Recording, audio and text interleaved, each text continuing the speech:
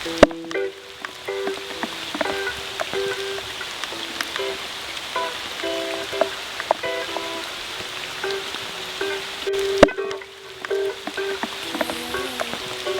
hi everyone, hello, Hi there. It's Chugging Along, I'm Sam. And I'm Tim.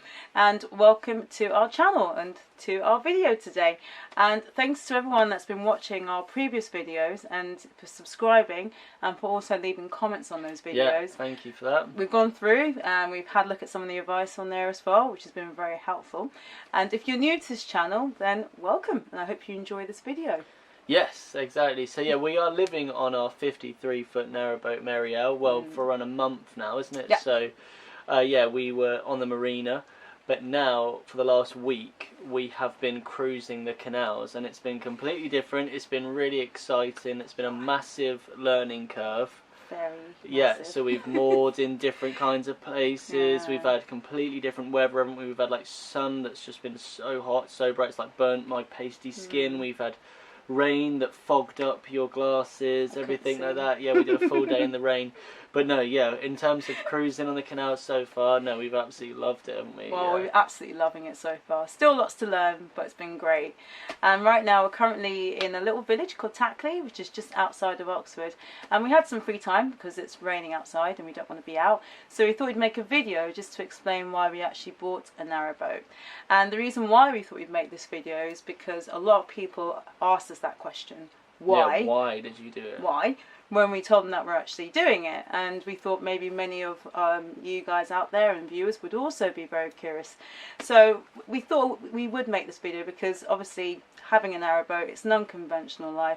There aren't many people you come across who are living on board a narrowboat. Yeah. So there's always a story as yeah, well, there's isn't always there? a story behind if you live it. on a boat, there's always got to be an interesting story. Absolutely. So this is the story. Yeah, so with us buying a narrowboat, it all happened so fast, didn't it? Like, we didn't plan to live on a narrowboat. Some people, it's their dream and they save up money especially for this.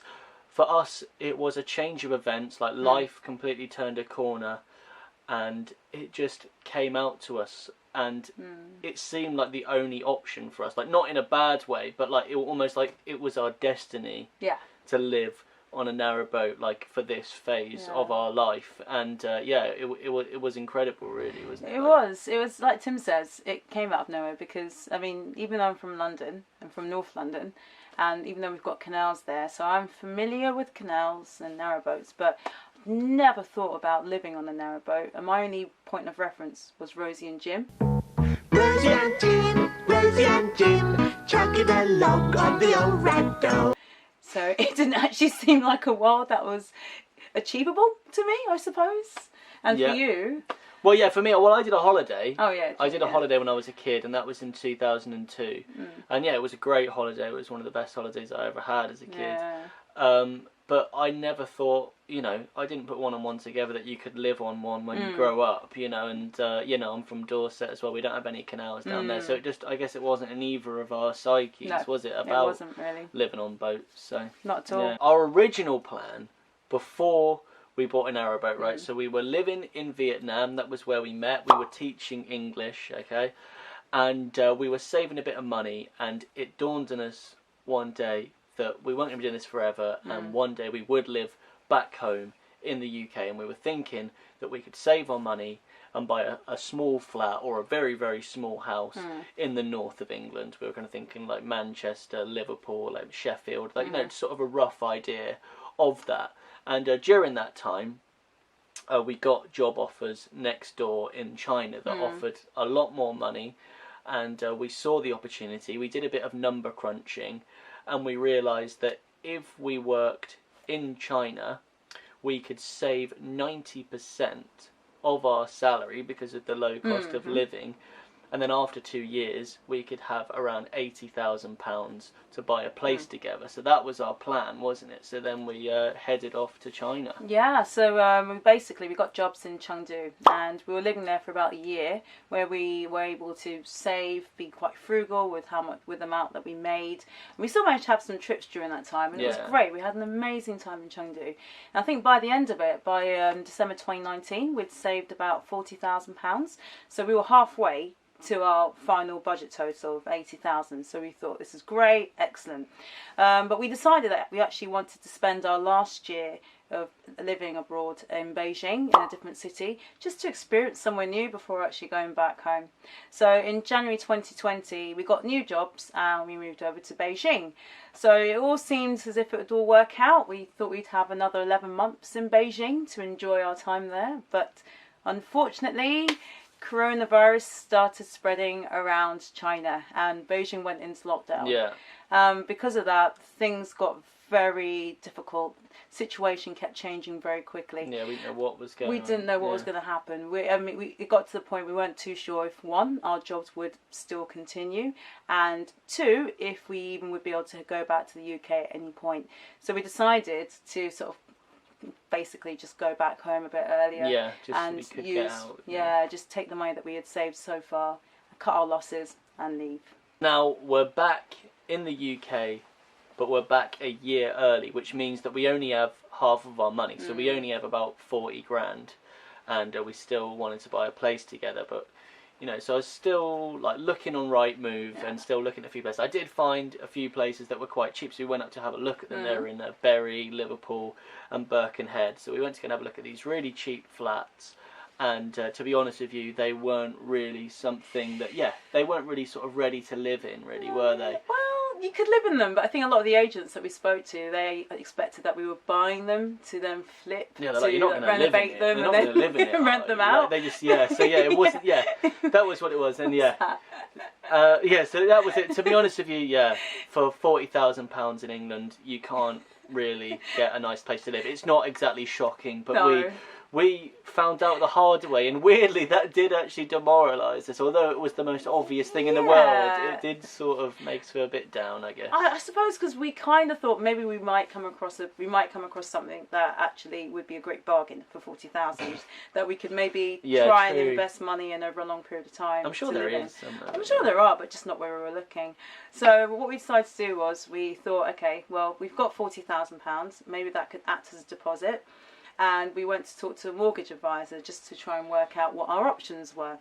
And we went to her, and unfortunately she said that because we've been out of the UK for about 4.5 to 5 years, we didn't have much of a credit history, and so it would be quite difficult for us to even be able to get a mortgage.